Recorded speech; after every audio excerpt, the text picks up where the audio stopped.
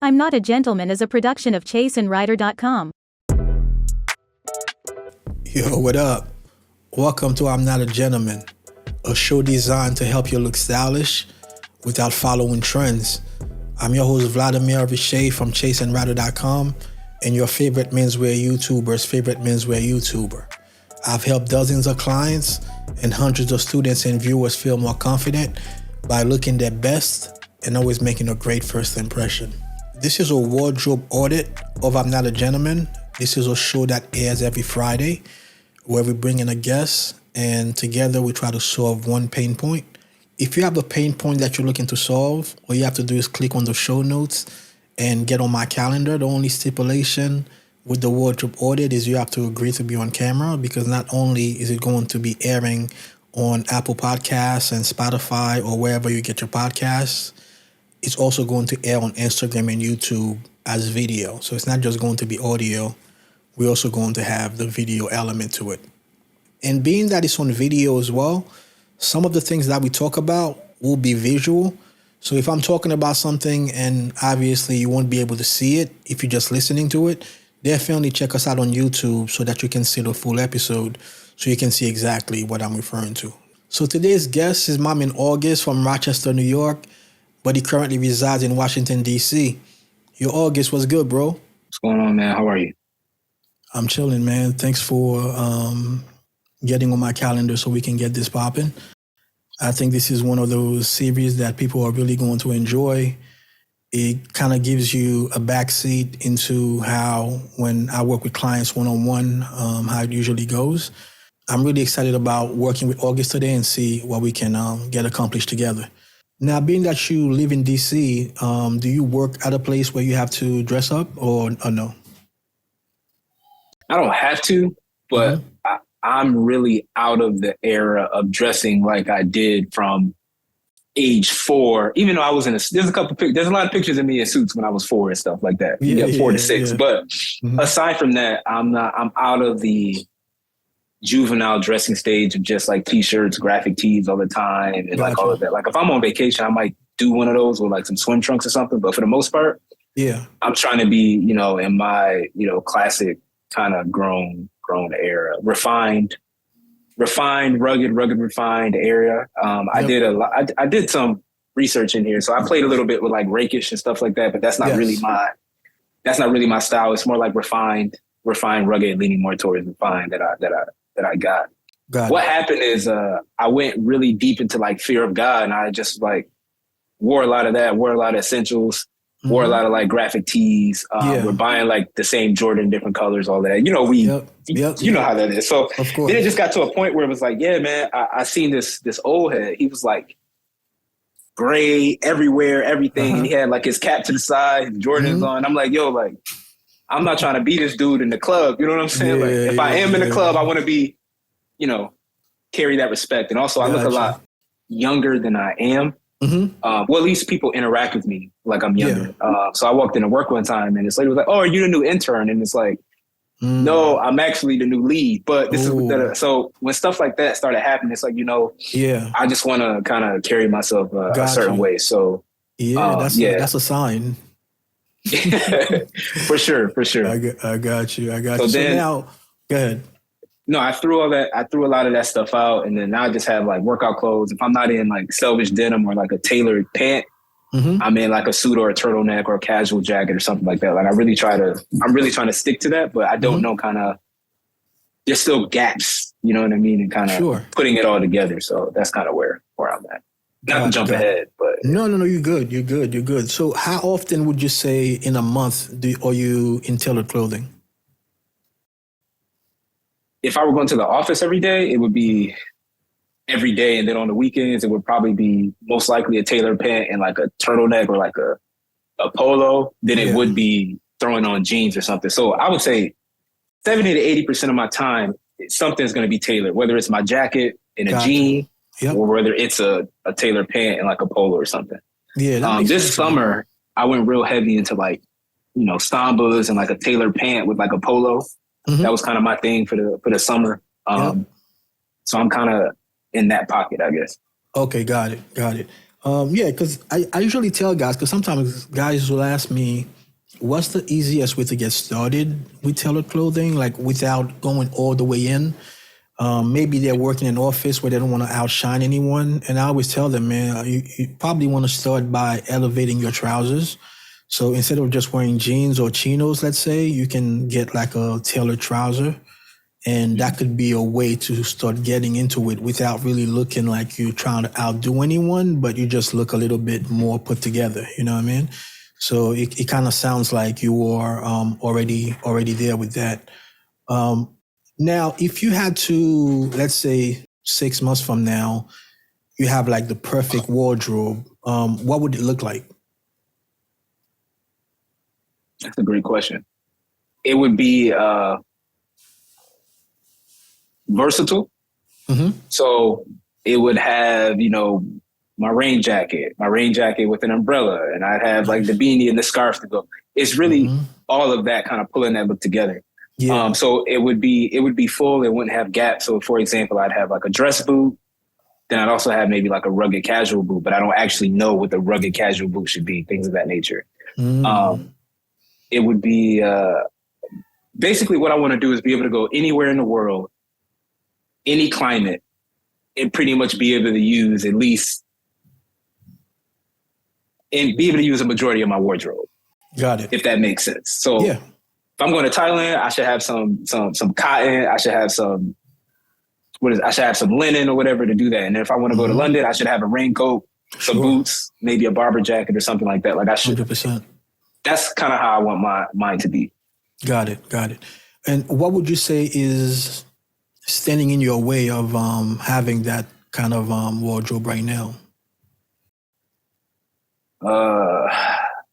I would just say knowing what to buy that is gonna like last and that is truly versatile. Like I have a lot of pieces, but putting them together is a little tough for me, succinctly. So what I end up doing, unfortunately, is dressing like the mannequin, or I'll do a lot of monochrome, which is cool if, I get compliments on it, but I could do better, really. Yeah. So just to tell you a little bit about me, so maybe it'll help kind of move the process along or narrow it down.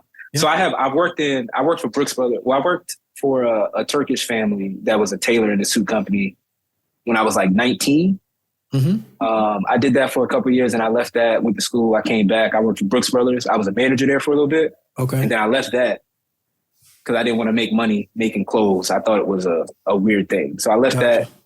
And then I came back and I moved to Florida for a while and nobody dresses, so it didn't matter. Yes. And then when I moved to DC, I went to work at Suit Supply. Okay. So then after like a year or two at Suit Supply, it was like, man, like I could do this myself, but it's really not that simple. But anyway, what happened after that is I kind of abandoned that and was just like, let me get myself right. But having all that knowledge and like, I just don't really put it together. So it's kind of like, I don't know. I need a doctor. If I'm a doctor, you still need a doctor. Yes. So it's exactly. It's kind of like that. So I'm seeking out people who are, I guess doctors in that field to help me kind of put that together. Yeah, no, I appreciate you reaching out. Now, I do understand your situation as far as having a versatile wardrobe. That is very important. Like you said, if you go into a hot climate, you want to be able to have the clothes that's going to match that. And then if you go into a rainy climate, you also want to do the same thing. So it is very important to have all that. So that way you're not really, let's say, rushing to try to pick something up. And then what happens a lot of time, people end up buying the wrong thing because they're in a rush. So they're against the clock. So they just have to buy whatever they think is going to fit that climate they're trying to get.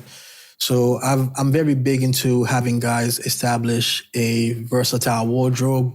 I'm also big into having them dress for the season.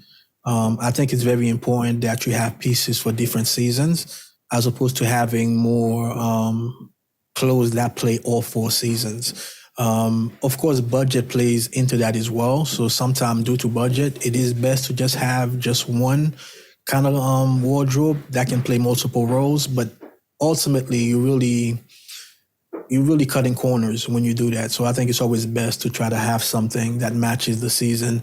It also makes you look forward to the season that are coming up. Like, I'm from the Caribbean, so preferably the fall and winter is not my favorite, but I learned to love it because of the clothing, So I look forward to the fall and winter now because I know the kind of clothes I'm going to be wearing for those seasons. I can't wear those in the spring and summer. So, are you saying like a seasonal wardrobe? So you should have like wardrobe. You should have a spring. You should have a fall. You should have a. Okay. Oh well, the fall and winter they're going to be very very similar, and the spring and summer are going to be very similar as well. It's going to come down to layering a lot of times. So your fall wardrobe can also work for the winter. You might have to layer more for the winter than you do the fall. So you don't necessarily need like a brand new wardrobe for fall and one for winter. Those can be the same. So I would separate it into two: fall and winter, and spring and summer. Okay. All right. Now, what would you say out of everything that you've mentioned? What would you say is the biggest pain point?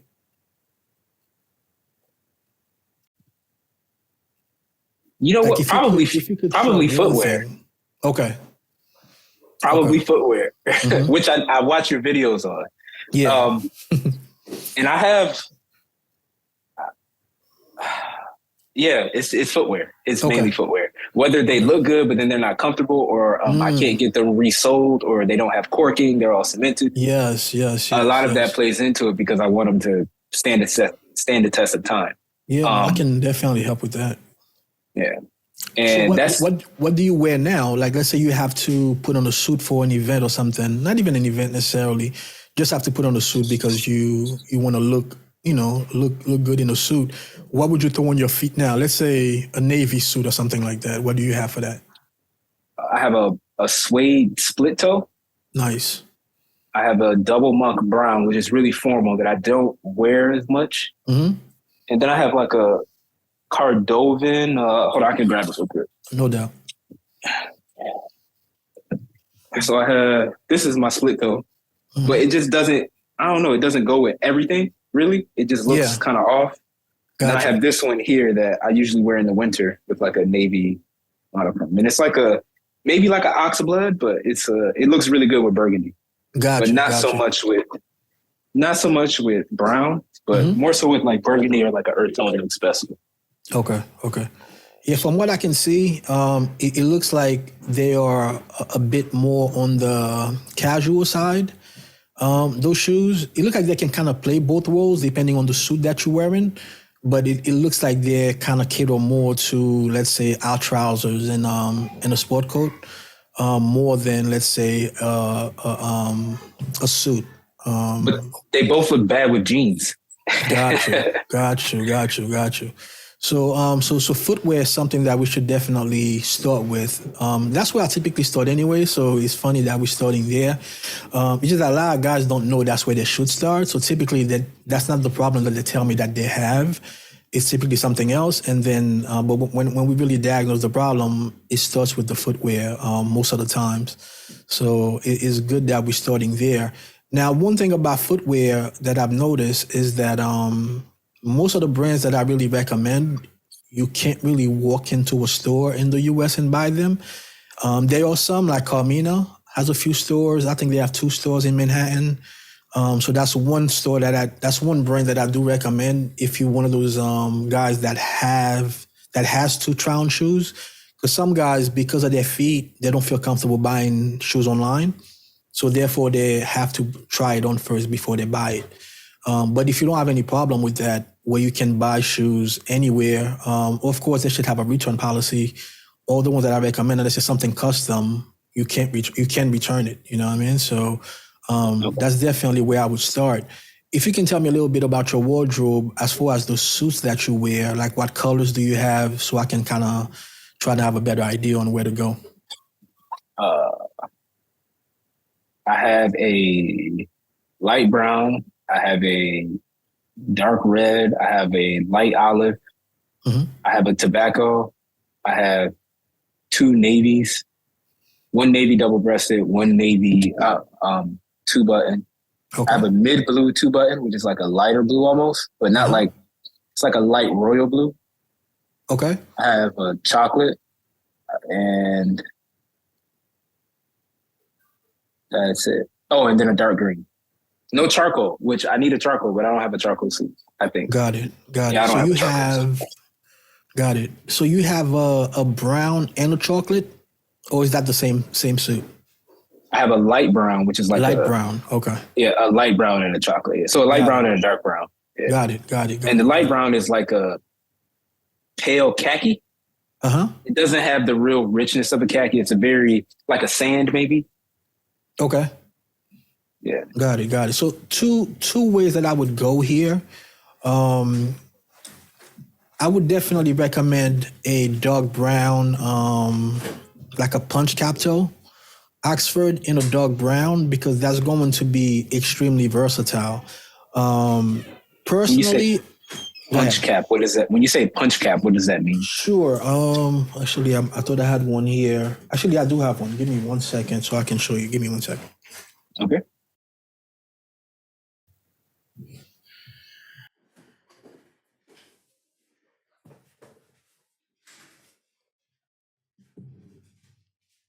All right, I have a suede pair here that I'll show you. This one is more of a medium brown, but it's really just to show you the style. So this is a punch cap to Oxford.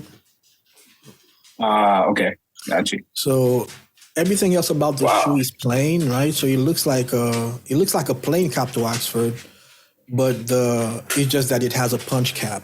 So the plainer the shoe, the more dressy the shoe is, as opposed to, having broguing all over, which is what we call the hole. Like these holes are called the broguing, right? So the more broguing a shoe has, the more casual the shoe is. But with this one, the only broguing that you'll find is along the toe cap. So that still makes it very, very dressy, although not as dressy as a plain cap toe, which has no broguing at all. You know what I mean? So is that Carmina? No, this one is TLB Mallorca, actually. So Carmina and TLB Mallorca, they're related. So they're both from Mallorca, Spain. So there's history there between the two brands. But yeah, this one is TLB. TLB is probably my favorite Goodyear welted brand. So yeah, so that's what I would recommend, because that's going to go with most of the options that you've mentioned.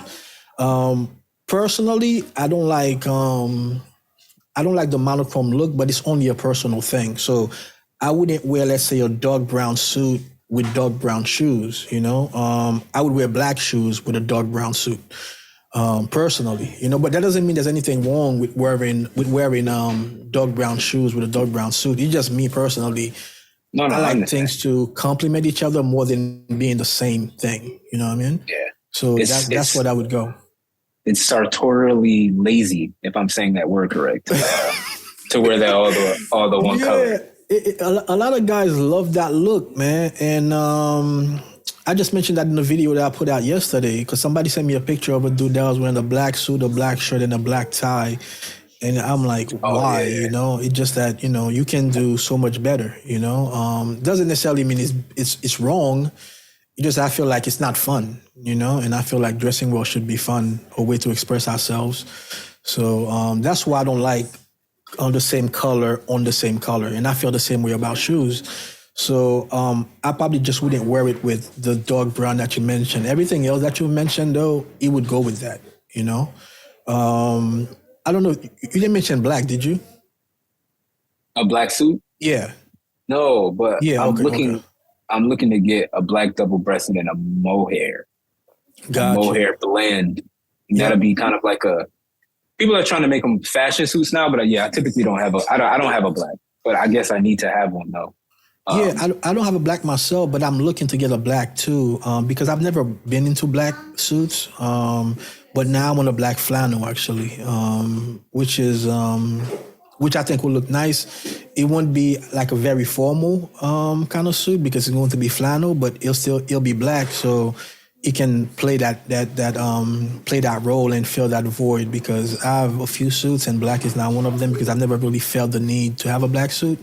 I still don't feel the need to have it, but I feel like you should have one. You know what I mean? So, With a brown shoe? I'm looking to get one.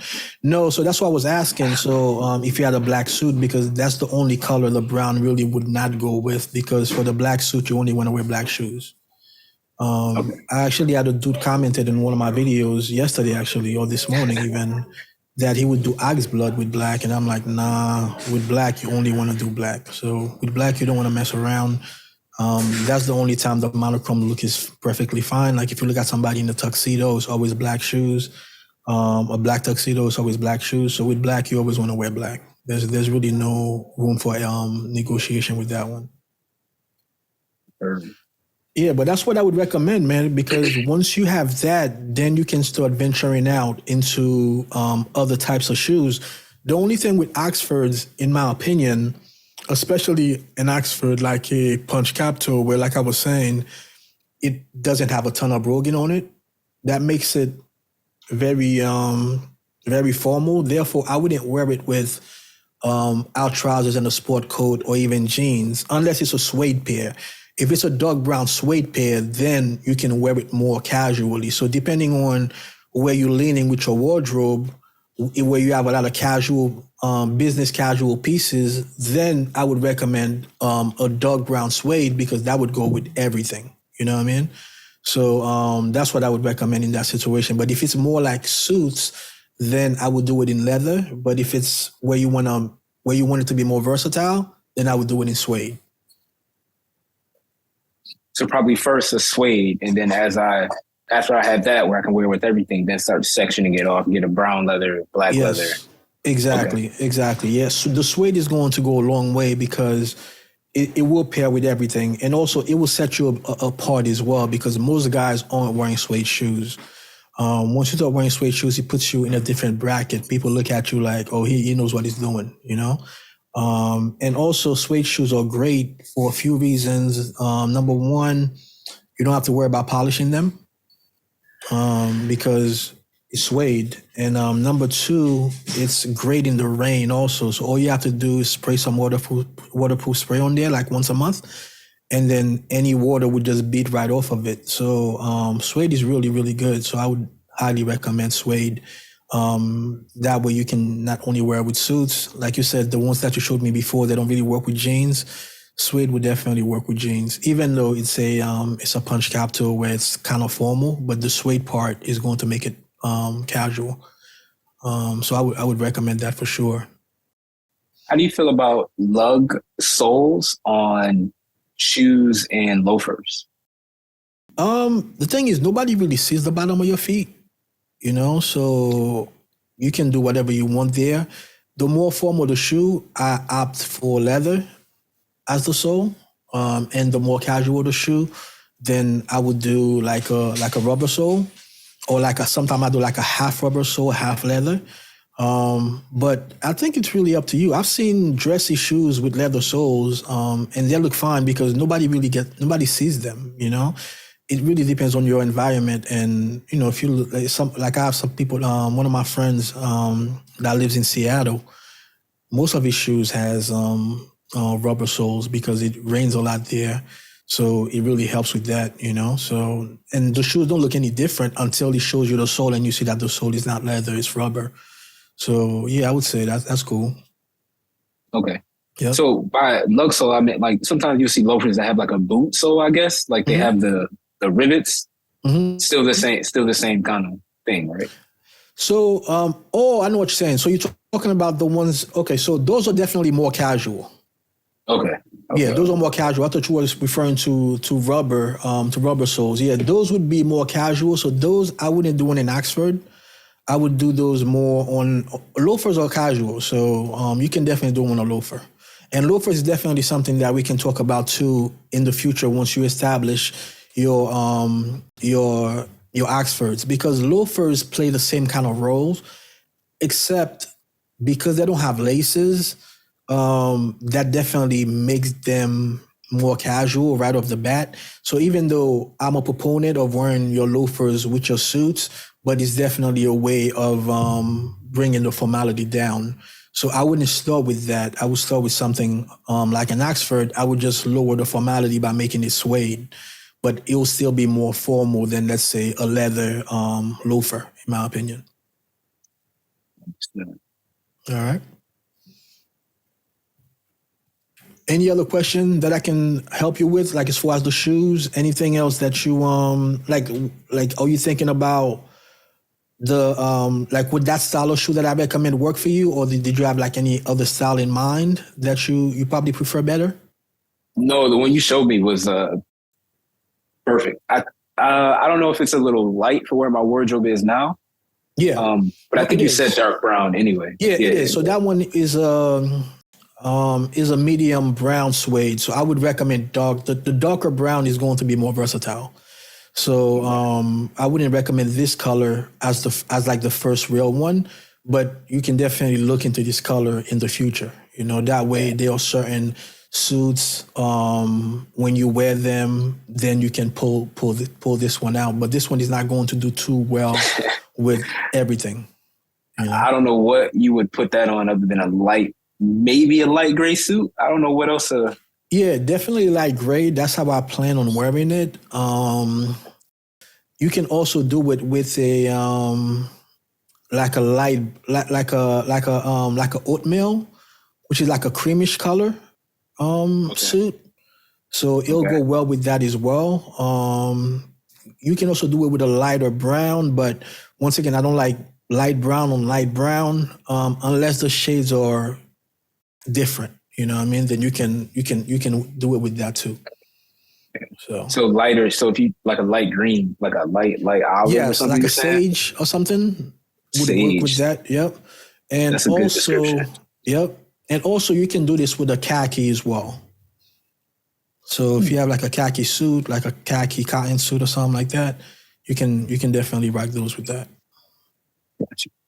Yep. And then just follow suit with a dark brown loafer. So the loafer is going to be very versatile too. So I like different colors in loafers. I did start with a dark brown because I didn't always love loafers. So when I started, my first pair wasn't even a dark brown. It was more of it was like between a medium and a dark. That was my first loafer actually. And then the second one was a dark brown. But yeah, the dark brown is going to be more versatile again because it's darker. But I'm not even against, let's say, like a black suede loafer. That's really nice too. Or even like a burgundy loafer. That's going to go a long way as well. So those are all versatile colors that are going to serve you pretty well. Okay. I heard. Yeah, thank you for taking the time. I mean, it's been invaluable, really. I mean, just the gems on the knowledge, having the eye for it. You know, I really appreciate you sharing that with me, and I'm definitely gonna, immediately apply it to the wardrobe, to the style there. So thanks for tuning in to the Wardrobe Audit. We're going to be doing these every Friday. Tune in again next week for another fire episode of I'm Not a Gentleman. Peace.